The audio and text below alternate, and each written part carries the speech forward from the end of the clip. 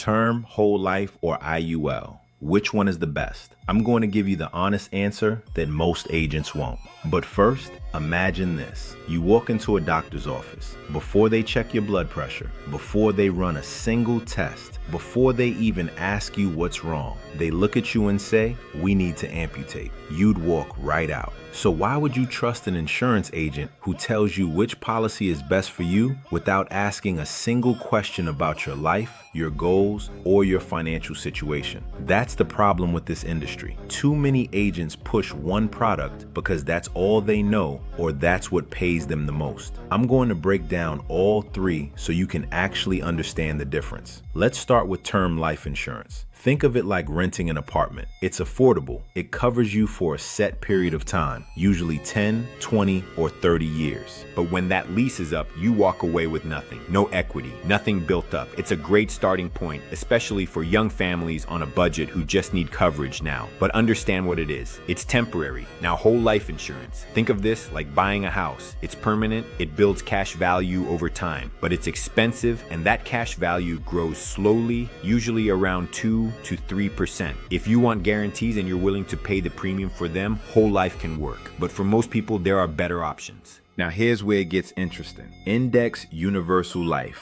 or IUL. This is permanent coverage just like whole life, but instead of growing at 2 to 3%, your cash value is tied to a market index like the S&P 500. When the market goes up, your cash value grows with it. When the market drops, you don't lose a dime, because there's a floor built in that protects you. But the part most people don't know about is living benefits. With the right IUL policy, you can access your cash value while you're still alive. If you're diagnosed with a chronic illness, a critical illness, or a terminal illness, you can pull from that policy to cover medical bills, lost income, or whatever you need. Most people think life insurance only pays out when you die. That's not true with an IUL. So which one is the best? None of them. Not universally. The best policy is the one that fits your situation, your budget, your goals, and your family's needs. If someone tells you one product is the best for everyone without asking you a single question, walk away. That's the difference between a salesperson and someone who actually cares about getting you the right coverage. If you want to learn more or be a part of an agency that's actually changing lives, the link is in the description. Like, comment, and subscribe. I'll see you in the next one.